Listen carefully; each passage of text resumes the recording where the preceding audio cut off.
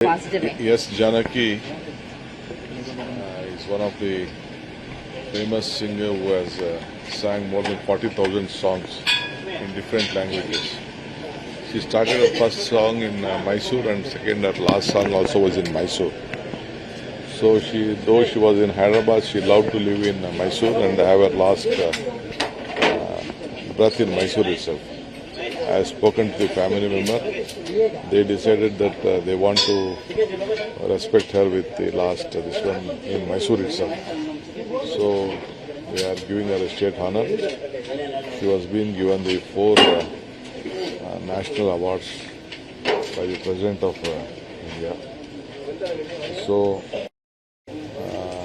33 awards have been confirmed to her from different parts of the country. So we respect her sentiments towards us. So in future I will discuss with all my colleagues and the film industry how we can see that we can protect her legacy, and her name has to be protected. A great lady with a cute voice which has attracted millions of followers, crores of followers. So may I pray God to give her peace, rest in peace, and all the followers of her and all of us should cherish the memory of voice. Once again, what she has sang in all the to save the industry. ನಾನು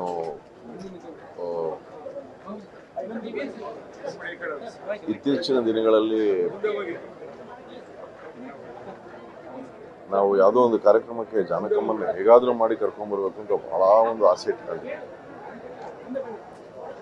sudden ಆಗಿ ಈ ರೀತಿ ಒಂದು news ಬರ್ಬೇಕಾದ್ರೆ ಒಂದು ರೀತಿ ಗಾಯಕನಾಗಿ ಅಷ್ಟೇ ಅಲ್ಲದೆ ಅವರ ಹಾಡುಗಳ ಒಬ್ಬ ಶಿಷ್ಯನಾಗಿ, ಯಾಕಂದ್ರೆ ನಾವೆಲ್ಲರೂ ಇವರ ಹಾಡುಗಳಿಂದ ಕಲಿತದ್ದು. ನಮ್ಗೊಂದು ಕಡೆ ಮನೋರಂಜನೆ ಆದ್ರೆ ಇನ್ನೊಂದು ಕಡೆ ಕಲಿಕೆ. ಅವ್ರ ಹಾಡುಗಳನ್ನ ಕೇಳ್ತಾ ಇದ್ರೆ ಕಲಿತೀವಿ. ಓ, ಈ ಪದವನ್ನ ಹೀಗೆ ಉಚ್ಚಾರ ಮಾಡಿದ್ರ, ಈ ಹಾಡನ್ನ ಹೀಗೆ ಹಾಡಿದ್ರ, ಇದರಲ್ಲಿ ಈ ರೀತಿ ಭಾವ ತುಂಬಿದ್ರ, ಮತ್ತೆ 1, 2 ಸಾವಿರಾರು ಹಾಡುಗಳಲ್ಲಿ ಇಷ್ಟು ಭಾಷೆಗಳಲ್ಲಿ ಜೀವ ತುಂಬಿ ಆ ಜೀವ ಇವತ್ತು ಮೈಸೂರಿನಲ್ಲಿ ಈ ರೀತಿ ಇದ್ದಾರೆ ಅಂದ್ರೆ ಒಂದು ಕ್ಷಣ ನಂಬಲಿಕ್ಕೆ ಬಹಳ ಕಷ್ಟ. ಆದರೆ ಇವತ್ತು ದಿನ ಇದೇ ಸತ್ಯ. ಇದನ್ನ ಬಹಳ ಒಪ್ಕೊಳ್ಳೋದೇ ಬಹಳ ಕಷ್ಟ. ಆದರೂ ಕೂಡ ಇಂಥ ಮಹನೀಯರು ಒಂದು ರೀತಿ ಏನು ಹೇಳ್ತಾರೆ, ಶಾಶ್ವತವಾಗಿ ಹಿರಿಕರು ಹೇಳೋಗೆ ಸೂರ್ಯ ಚಂದ್ರ ಇರೋವರೆಗೂ ಇವರೆಲ್ಲರೂ ನಮ್ಮೊಂದಿಗೆ ಶಾಶ್ವತವಾಗಿರ್ತಾರೆ. ಯಾಕಂದ್ರೆ ಅವರು ಮಾಡಿರುವಂತಹ ಕೆಲಸ ಅಷ್ಟೇ ಅಲ್ಲದೆ ಅವರ ಮನಸ್ಸು, ಅವರ ಹೃದಯ, ಅವರು ನಡ್ಕೊಂಡಂತಹ ರೀತಿ ಯಾರಿಗೂ ಯಾವ ರೀತಿಯಾದಂತಹ ತೊಂದರೆಯನ್ನು ಕೊಡದೆ ಎಲ್ರಿಗೂ ಕೇವಲ ಆನಂದವನ್ನು ಮಾತ್ರ ಕೊಟ್ಟು ಹಾಡುಗಳ ಮೂಲಕ, ಅವರ ಮಾತುಗಳ ಮೂಲಕ. ಮತ್ತೆ ನಾನು ಅನೇಕ ವಿಡಿಯೋಸಲ್ಲಿ ನೋಡಿದ್ದೀನಿ, ಕೆಲವರು ಹೊಸಬ್ರನ್ನ ಅವರು ಅಷ್ಟು ಪ್ರೀತಿಯಿಂದ ಅವ್ರಿಗೆ ಏನು ಹೇಳ್ತಾರೆ, ಎನ್ಕರೇಜ್ಮೆಂಟ್ ಕೊಡೋದಾಗ್ಲಿ ಅಥವಾ ಒಂದು ಮಾರ್ಗದರ್ಶನವನ್ನು ನೀಡೋದಾಗ್ಲಿ, ಎಲ್ಲಕ್ಕೂ ಅವರು ಯಾವಾಗಲೂ ಸಿದ್ಧರಾಗಿದ್ರು. ನಾನು ಇಂಥ ದೊಡ್ಡ ಗಾಯಕಿ ಅನ್ನೋ ಒಂದು ಒಂದು ಒಂದು ಕಿಂಚಿತ್ ಕೂಡ ಅವ್ರಿಗೆ ಅವ್ರಿಗೆ ಗೊತ್ತೇ ಇರಲಿಲ್ವೇನೋ ಅವ್ರು ಎಂಥ ಬೆಟ್ಟದ ಎತ್ತರದ ಗಾಯಕಿ ಅಂತ. ನಾನು ಇವತ್ತು ಒಬ್ಬ ಗಾಯಕನಾಗಿ, ನಾನು ಹೇಳ್ದಂಗೆ ಸಂಗೀತ ರಸಿಕನಾಗಿ ಈ ಇಡೀ ಆ ಒಂದು ಲೋಕಕ್ಕೆ ಒಂದು ತುಂಬಲಾರದ ನಷ್ಟ. ಅವರ ಆತ್ಮಕ್ಕೆ ಭಗವಂತ ಶಾಂತಿಯನ್ನು ನೀಡಲಿ. ಅವರ ಪರಿವಾರವನ್ನು ಭೇಟಿಯಾದ್ವಿ, ಅವರೆಲ್ಲರಿಗೂ ಭಗವಂತ ಶಕ್ತಿ ಕೊಡಲಿ. ಮತ್ತೆ ಅಷ್ಟೇ ಅಲ್ಲದೆ ವಿಶೇಷವಾಗಿ ಕನ್ನಡದಲ್ಲಿ ಹೇಳಬೇಕು ಅಂದರೆ ಸಾವಿರಾರು ಹಾಡುಗಳನ್ನು ಕೊಟ್ಟಿದ್ದಾರೆ. ಹಾಗಾಗಿ ಅವರೆಲ್ಲ ಇವತ್ತು ಇಲ್ಲಿ ನೋಡಿದ್ರೆ, ಆ ಲೈನ್ ನೋಡ್ತಾ ಇದ್ರೆ ನನಗೆ ಎಷ್ಟು ಹೃದಯಗಳನ್ನು ಗೆದ್ದಿದ್ದಾರೆ ಅಂತ ಗೊತ್ತಾಗುತ್ತೆ. ಆ ಎಲ್ಲ ಹೃದಯಗಳಿಗೆ ಭಗವಂತ ಶಕ್ತಿಯನ್ನು ಕೊಡಲಿ ಅಂತ ಪ್ರಾರ್ಥಿಸ್ತಾರೆ. ರೀಸೆಂಟ್ ಆಗಿ ಆಗಿರಲಿಲ್ಲ, ಬಟ್ ಕೆಲವು ವರ್ಷಗಳ ಹಿಂದೆ ಆಗಿದ್ದೆ. ಅದೇ ರೀಸೆಂಟ್ ಆಗಿ ಯಾವುದೋ ಒಂದು ಕಾರ್ಯಕ್ರಮಕ್ಕೋಸ್ಕರ ಅವ್ರನ್ನ ಭೇಟಿ ಆಗಬೇಕು ಅಂತೆಲ್ಲ ಮಾತಾಡ್ತಾ ಇದ್ವಿ. ಬಟ್ ಅದು ಇನ್ನು ಕನಸಾಗಿರ್ಬೇಕು.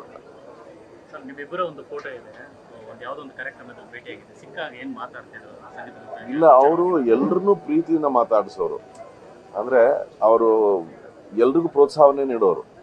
ಭೇಟಿಯಾದಾಗಲೆಲ್ಲ ಭಾಳ ಚೆನ್ನಾಗಿ ಹಾಡ್ತೀಯ, ನಿನ್ನ ಧ್ವನಿ ಭಾಳ ಚೆನ್ನಾಗಿದೆ ಅಂತ. ಅಂದರೆ ಇದು ಕೇವಲ ನನ್ನೊಂದಿಗೆ ಅಷ್ಟೇ ಅಲ್ಲ, ಇದು ನಾನು ಅದೇ ಹೇಳೋದಲ್ಲ, ಸಾಕಷ್ಟು ನೀವು ವಿಡಿಯೋಸ್ ನೋಡ್ಬೋದು ಸೋಷಿಯಲ್ ಮೀಡಿಯಾನಲ್ಲಿ. ಹೊಸ ಹೊಸ ಗಾಯಕಿಯರೊಂದಿಗೆ ಅವ್ರು ಕೂತ್ಕೊಂಡು ಅವರೊಂದಿಗೆ ಮಾತನಾಡ್ತಾ ಅವ್ರ ಹಾಡುಗಳನ್ನು, ಅವರು ಹಾಡಿದಂಥ ಹಾಡುಗಳನ್ನು ಆ ಹೊಸಬ್ರು ಹಾಡ್ತಾ ಇದ್ರೆ ಅದನ್ನು ಆಲಿಸಿ ಅದಕ್ಕೆ ಅಷ್ಟು ಒಂದು ಒಳ್ಳೆ ಮಾತುಗಳನ್ನು, ಅದೆಲ್ಲ ಅವಶ್ಯಕತೆ ಇಲ್ಲ. ಅಂದರೆ ಎಲ್ಲವನ್ನೂ ಸಾಧನೆ ಮಾಡಿದ್ಮೇಲೆ ಬಿಡ್ರಪ್ಪ ನನ್ನ ಅಂತ ಇರ್ಬೋದು.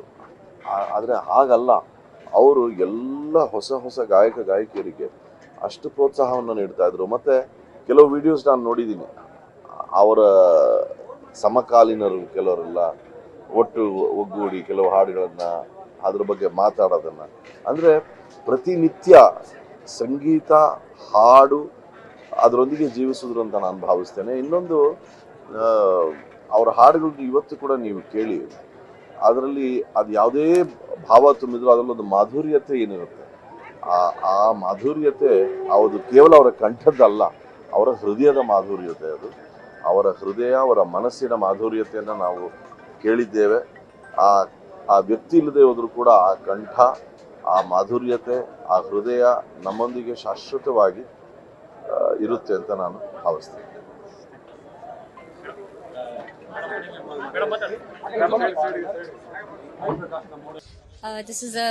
This is a great loss, not just to our family, for the whole nation, for the whole world. My grandmom was a very versatile singer. She had the most expressive type of singing. I think everybody who listens to her music knows that, and I'm very honored to have been her granddaughter in this lifetime. I have learned so many things from her as a grandmother, not just as a celebrity, but first and foremost, she was my grandmother. She will be deeply missed, not just by me, the whole world. Thank you. No, that I don't want to speak about that. Thank you.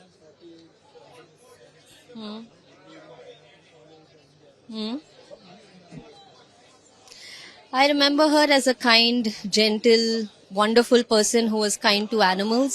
She loved animals, and I really respect her for that.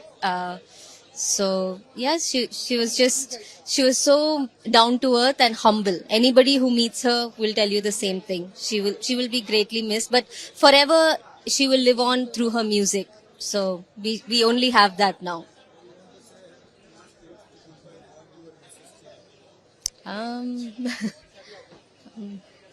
Well, we're always together. There is no goodbye. Thank you. ಮಾಧ್ಯಮಕ್ಕೆ ನನ್ನ ನಮಸ್ಕಾರಗಳು. ಇದೊಂದು ಸಂಸ್ಕೃತಿಗೆ ಕೋಡು ಬರೆಸ್ಕೊಳ್ಳುವಂಥ ಒಂದು ಸಂದರ್ಭದಲ್ಲಿ ನಾವಿದ್ದೀವಿ. ಮೈಸೂರು ಅಂದರೆ ಒಂದು ಸಂಗೀತದ ಪರಂಪರೆಯ ಒಂದು ಸ್ಥಾನ. ಕರುನಾಡು ಅಂದರೆ ಹಾಡು ಮತ್ತು ಸಂಸ್ಕೃತಿಗೆ ಶ್ರೇಷ್ಠವಾದ ಜಾಗ. ಇಂಥ ರಾಜ್ಯಕ್ಕೆ ಒಂದು ಸಾಂಸ್ಕೃತಿಕ ಕೋಡು ಮೂಡಿಸ್ಕೊಳ್ಳುವಂಥ ಒಂದು ಸಂದರ್ಭ ನಮಗೆ ಒದಗಿ ಬಂದಿದೆ.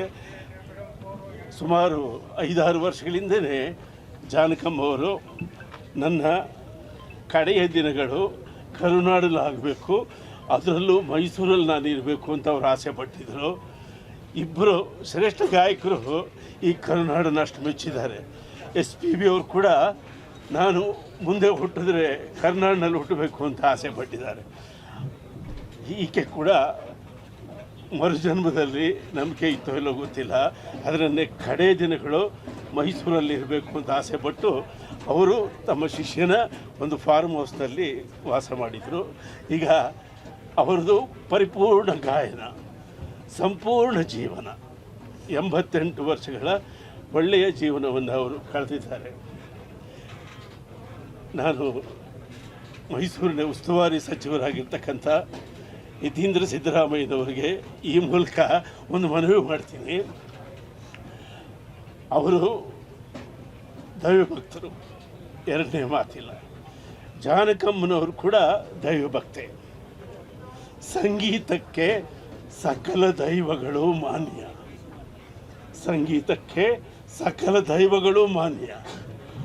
ಅನ್ಯವೆಂಬುದಿಲ್ಲ ಆನಂದಕ್ಕೆ, ಅನ್ಯವೆಂಬುದಿಲ್ಲ ಆನಂದಕ್ಕೆ. ಅನ್ಯೋನ್ಯವೇ ಸರ್ವಧರ್ಮಗಳ ಸಲ್ಲಕ್ಷಣ. ಅನ್ಯೋನ್ಯವೇ ಸರ್ವಧರ್ಮಗಳ ಸಲ್ಲಕ್ಷಣ. ಈ ನೀತಿಯನ್ನು ನಮ್ಮ ತಾಯಿ ಜಾನಕಮ್ಮನವರು ಸುಮಾರು 6 ದಶಕಗಳ ಕಾಲ ತಮ್ಮ ವೃತ್ತಿ ಜೀವನದಲ್ಲಿ ಪಾಲಿಸಿದ್ದಾರೆ. ಅವರಿಗೆ ಎಲ್ಲ ಭಾಷೆಯೂ ಪ್ರಿಯ, ಎಲ್ಲ ದೈವಗಳೂ ಪ್ರಿಯ, ಎಲ್ಲ ಧರ್ಮಗಳೂ ಪ್ರಿಯ. 6 ದಶಕಗಳ ಕಾಲ ತಮ್ಮ ಸಂಗೀತದಲ್ಲಿ ಅವರು ಎಲ್ಲವನ್ನು ಆರಾಧಿಸಿ ಪೂಜಿಸಿದ್ದಾರೆ. ಅಂಥ ತಾಯಿ ಇವತ್ತು ಮೈಸೂರಿನಲ್ಲಿ ಮಣ್ಣಾಗುವ ಮುಂಚೆ ನಾವು ಕಣ್ತೆರೆದಿದ್ದೇವೆ. ಈಗ ಅವರ ಪ್ರಿಯ ಶಿಷ್ಯನ ಜಾಗದಲ್ಲಿ ಅವರ ಸಮಾಧಿ ಆಗಲಿದೆ. ನಾನು ನಮ್ಮ ಕರ್ನಾಟಕದ ಸಂಗೀತ ಸಂಘದ ಪರವಾಗಿ ಒಂದು ನಿರ್ಧಾರ ತೆಗೆದುಕೊಂಡು ಇವತ್ತು ಹೇಳ್ತಾ ಇದ್ದೀನಿ. ಆ ಶಿಷ್ಯ ಒಪ್ಪಿದರೆ, ಅವ್ರ ಕುಟುಂಬದವರು ಒಪ್ಪಿದರೆ, ನಾವು ಅಲ್ಲಿ ಜಾನಕಮ್ಮನವರ ಬೃಹತ್ ಧ್ಯಾನ ಮಂಟಪದ ಒಂದು ಮೆಮೋರಿಯಲನ್ನು ನಿರ್ಮಿಸ್ತೇವೆ. ಅದಕ್ಕೆ ನಮ್ಮ ಸಂಗೀತದ ಸಂಘದ ಪೂರ್ತಿ ನೆರವೇರುತ್ತೆ. ಸಾರ್ವಜನಿಕರು, ಅವರ ಅಭಿಮಾನಿಗಳು, ಸರ್ಕಾರ ಇದ್ರ ಜೊತೆಯಲ್ಲಿ ಕೈಗೂಡಿಸ್ಬೇಕು ಅಂತ ನಾನು ವಿನಂತಿ ಮಾಡ್ಕೋತಾ ಇದ್ದೀನಿ. Thank you.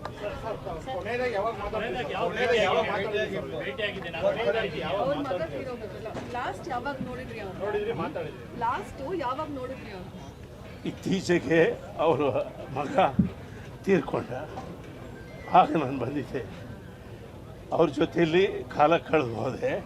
ಆ್ಯಕ್ಚುಲಿ ಮಗನ ನಿರ್ಗಮನವೇ ಅವ್ರಿಗೆ ತ್ರಾಣವನ್ನು ಕಡಿಮೆ ಮಾಡ್ತಾ. ಆ್ಯಕ್ಚುಲಿ ಆಕೆ ಇನ್ನೂ 2-3 ವರ್ಷ ಬದುಕಿರುವಂಥ ಚಾನ್ಸಸ್ ಇತ್ತು. ಆದರೆ ಮಗನ ಕಳ್ಕೊಂಡ ದುಃಖದಿಂದ ಆಕೆ ನಮ್ಮನ್ನು ಅಗಲಿದ್ದಾರೆ. ಆದರೂ ಆ ತಾಯಿದು ಪೂರ್ಣ ಜೀವನ, ಸಂಪೂರ್ಣ ಗಾಯನ ನಮ್ಮ ಕರುನಾಡಿಗೆ ಆಕೆ ಒಂದು ಕೋಡು.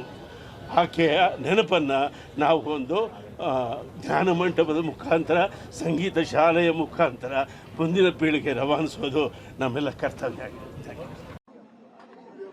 ഒരു തലമുറയുടെ അല്ലെങ്കിൽ അനേകം തലമുറകളുടെ വേദനയായി തുടങ്ങി ഇന്ന് ഭാരതത്തിലെ സംഗീതപ്രേമികളുടെ മലയാള ഭാഷ അടക്കം ജാനകിയമ്മ ഏതൊക്കെ ഭാഷകളിൽ പാടിയിരുന്നു. ഒരുപക്ഷെ ആയമ്മയുടെ സംഗീതത്തിലൂടെ എല്ലാ ഭാഷകളെയും പ്രണയിക്കാൻ തുടങ്ങിയ ഒരു വലിയ സമൂഹത്തെ കണ്ണീരിൽ മുക്കിക്കൊണ്ടാണ് അമ്മ യാത്രയാവുന്നത്. ഞാൻ സംസാരിച്ചിട്ടുണ്ട് ഫോണിൽ, അമ്മയുടെ മകൻ പോയ സമയത്ത് സംസാരിച്ചിട്ടുണ്ട്. കാണാനുള്ള ആഗ്രഹം പ്രകടിപ്പിച്ചിരുന്നു. മൈസൂരിലേക്ക് പോകാൻ എന്തുകൊണ്ടോ ഒരവസരം നഷ്ടപ്പെട്ടു എന്നാണ് ഇപ്പം തോന്നുന്നത്. അത് പിന്നെ ഒരു മറവിയുടെ ഭാഗമായിട്ടോ തിരക്കിൻ്റെ ഭാഗമായിട്ടോ പോയൊന്നും കാണാൻ സാധിച്ചിട്ടില്ല. ഇതേ വിഷമം ഞാൻ തമ്പിസാറിൻ്റെ ശ്രീമതിയും പറഞ്ഞ് ഞാൻ കേട്ടിരുന്നു ഇന്ന് കാലത്ത്. അങ്ങനെ ഒരുപാട് പേർക്ക് അമ്മയെ കാണണം, പാദങ്ങളിൽ തൊട്ട് നമസ്കരിക്കണം എന്നൊക്കെ വലിയ ആഗ്രഹവും അങ്ങനെ പ്രാർത്ഥനയൊക്കെ ഉണ്ടായിരുന്നത്. വലിയ നഷ്ടം നമുക്ക് സംഗീത ലോകത്തിനുണ്ടായി എന്ന് ഞാൻ പറയില്ല, സമ്പുഷ്ടമാണ്.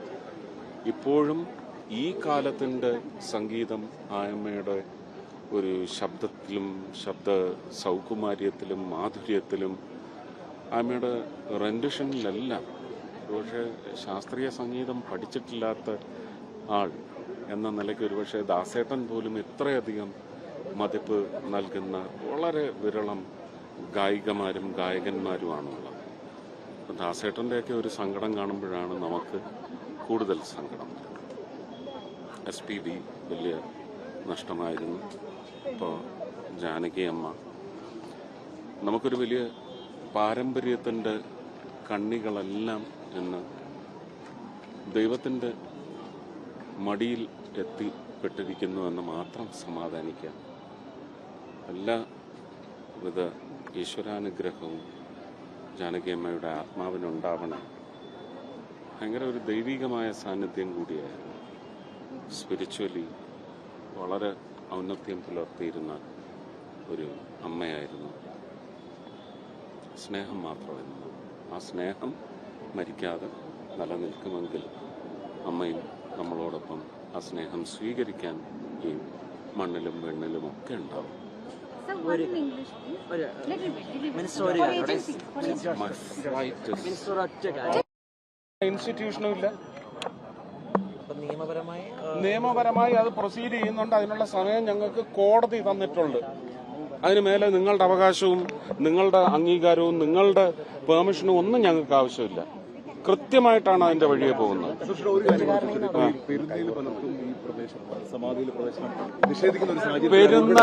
പെരുന്ന അവിടുത്തെ നടപടിക്രമങ്ങളുമായി ശക്തമായി മുന്നോട്ട് പോകും. നമുക്കതിനകത്ത് ദുഃഖമുണ്ടോ? നമ്മൾ അതിന് ഓൾട്ടർനേറ്റീവ് കണ്ടെത്തണം. ഇതൊരു ഓൾട്ടർനേറ്റീവാണ്. അതിനെ അവർ എതിർക്കുന്നില്ലല്ലോ.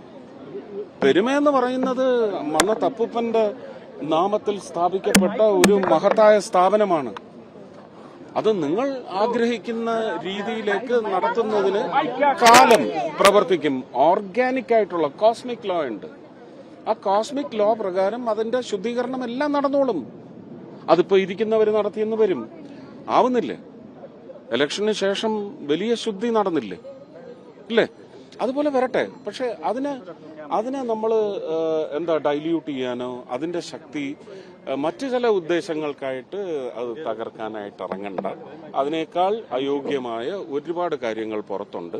നിങ്ങൾ എല്ലാം ഒരേ തട്ടിൽ വെച്ച് നിങ്ങൾ ഭയങ്കര ചൂസ് ചെയ്യാൻ അല്ലേ?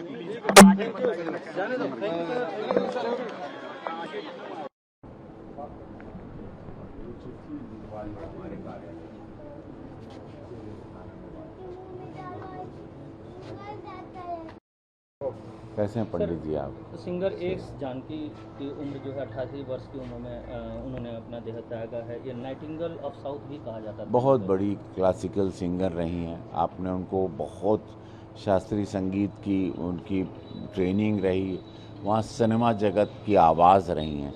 जैसे हमारे यहाँ लता मंगेशकर जी रहीं स्वर कोकिला के रूप में, वैसे उनका जाना संगीत जगत के लिए बहुत दुखद, इन कलाकारों के लिए और उस जितने भी शास्त्रीय संगीत के विद्वान रहे सब लोग उनको अपना गुरु मानते थे साउथ में।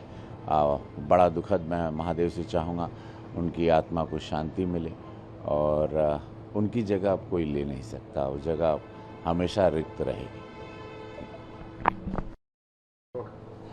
उत्तर प्रदेश में आज 35 करोड़ वृक्षारोपण का कार्यक्रम चलाया जा रहा है, क्या कहेंगे? ऐतिहासिक है।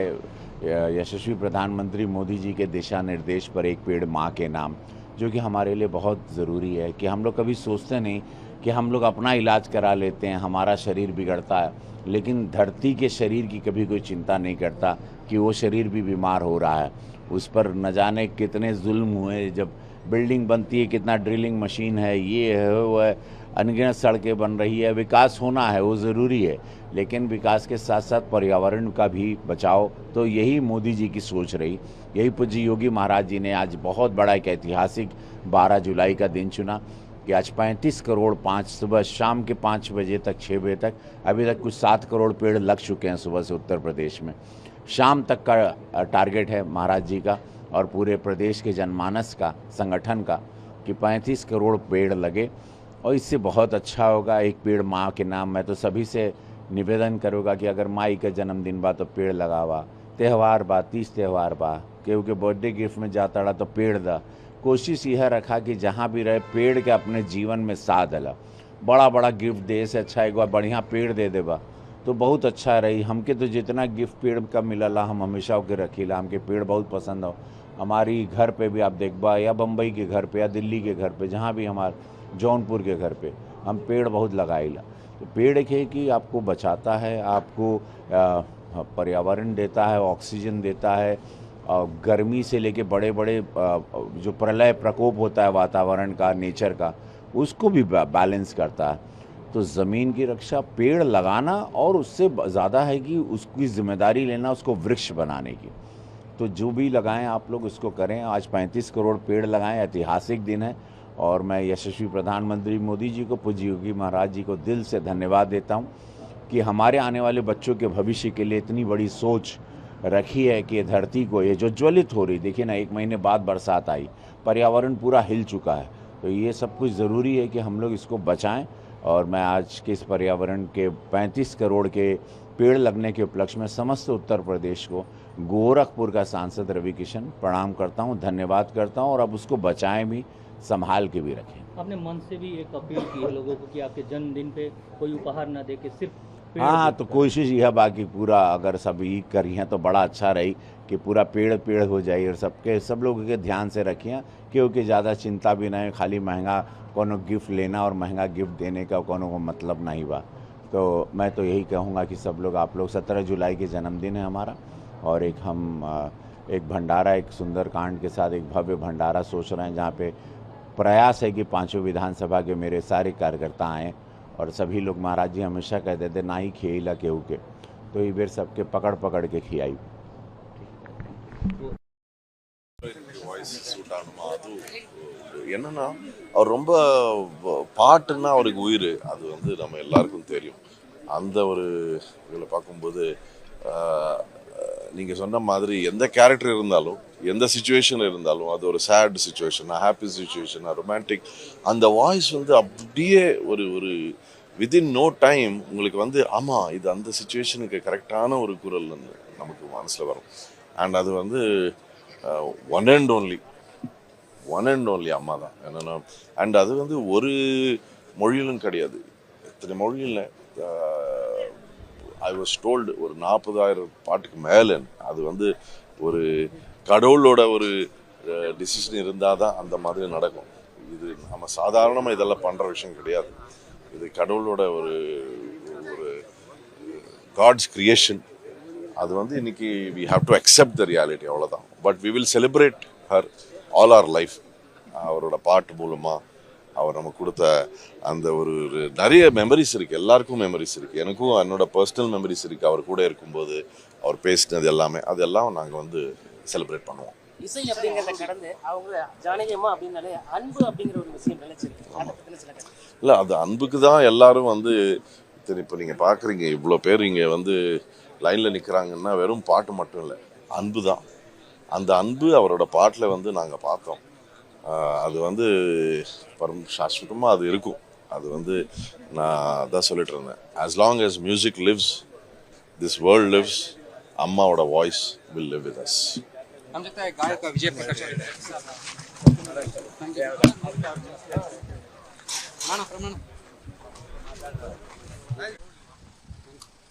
legendary singer and very singer, yes, Janaki madam is known to Pandana. Sir, ಇಂಥ ಒಂದು ಶ್ರೇಷ್ಠ ಗಾಯಕಿ ಇನ್ನು ಮುಂದೆ ಹುಟ್ಟಲ್ಲ ಇಲ್ಲ ಸರ್. ಈ ಥರದ ಗಾಯಕಿ, ಗಾನಕ್ಕೋಗಿಲೆ, ಅದು ಶತಮಾನಕ್ಕೊಂದು ನಕ್ಷತ್ರಗಳು ಬರೋ ಹಾಗೆ ಆ ಥರದ ಒಂದು ಗಾಯಕಿ. ಇವತ್ತು ನಾವೇನಾದರೂ ಇಲ್ಲಿ ನಿಂತಿದ್ದೀವಿ ಅಂದರೆ ಅವರ ಧ್ವನಿಯಿಂದ ಬಂದಿರತಕ್ಕಂಥ ಆ ಒಂದು ಮಾಧುರ್ಯದಿಂದ ನಮ್ಮನ್ನು ಇವತ್ತು ಅವರ ಹಾಡಿನ ಮೂಲಕ ಗುರುತಿಸ್ತಾರೆ. ನಮಗೆ ತಾಯಿ ಜಾನಕಮ್ಮ ಶ್ರೇಷ್ಠ ಗಾಯಕಿ. ಭಾಳ ಇದು ಚಿತ್ರರಂಗಕ್ಕೆ ತುಂಬಲಾಗದಂಥ ನಷ್ಟ sir. India, entire India, not only India, she has song even 20 ದೇಶಗಳಲ್ಲಿ, ಬೇರೆ ಬೇರೆ ಭಾಷೆಗಳಲ್ಲಿ 20 ಭಾಷೆಗಳಲ್ಲಿ ಹಾಡಿರ್ತಕ್ಕಂಥ ಶ್ರೇಷ್ಠ ದೇವತೆ ಆಕೆ, ಸಂಗೀತ ದೇವತೆ. ಸೊ ಅವರ ಬಗ್ಗೆ ನಮಗೆ ಅಪಾರವಾದಂಥ ನಷ್ಟವು ಚಿತ್ರರಂಗಕ್ಕಾಗಿದೆ, ಭಾರತೀಯ ಚಿತ್ರರಂಗಕ್ಕೆ ಆಗಿದೆ. ಅಂಥ ಶ್ರೇಷ್ಠರು ಹುಟ್ಟಕ್ಕೆ ಸಾಧ್ಯವೇ ಇಲ್ಲ.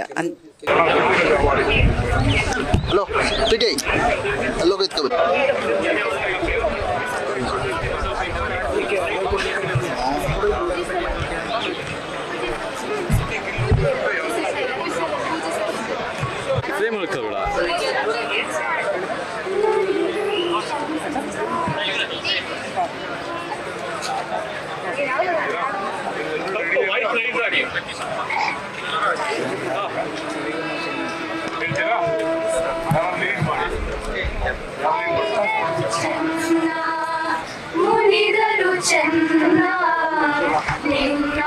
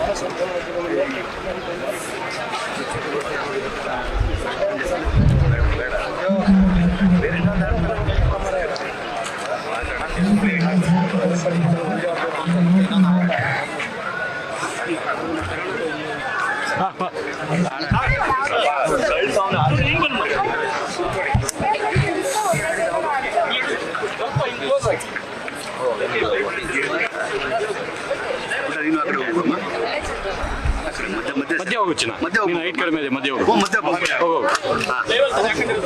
ಓಕೆ.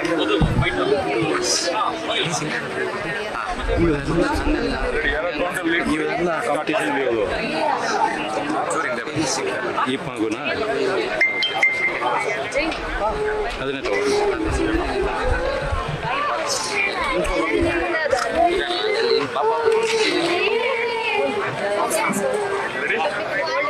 ರೆಡಿ ರೆಡಿಯಾ? ಜನರು ಭೂಮಿ ಮೇಲೆ ಪ್ರತಿದಿನವೂ ಹುಟ್ಟುವುದಿಲ್ಲ. ಹೋರಾಡೋರು ಸದಾ ಕಾಲ ಸದವರಂತೆ ಮಾಡೋದಿಲ್ಲ. ಒಳ್ಳೆಯತನಕ್ಕೆ ಹೋರಾಡೋಣ, ವೀರರ ಹೆಸರಿನಂತೆ ಬಾಳೋಣ, ಕ್ರಾಂತಿಯ ಬೇಲಿಯನ್ನು ಹಾಕೋಣ, ಶಾಂತಿಯ ಹೂಗಳನ್ನು ಬೆಳೆಸೋಣ. ಯಾಕೆ ಸಾಯೋದ್ಯಾಕೆ, ಏನಾದರೂ ಸಾಧಿಸಿ ಹೋಗೋಕೆ.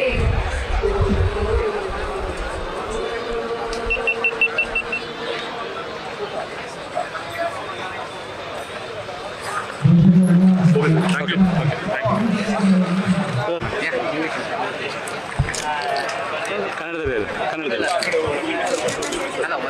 ಒಂದೇ ಬರ್ತೀವಿ.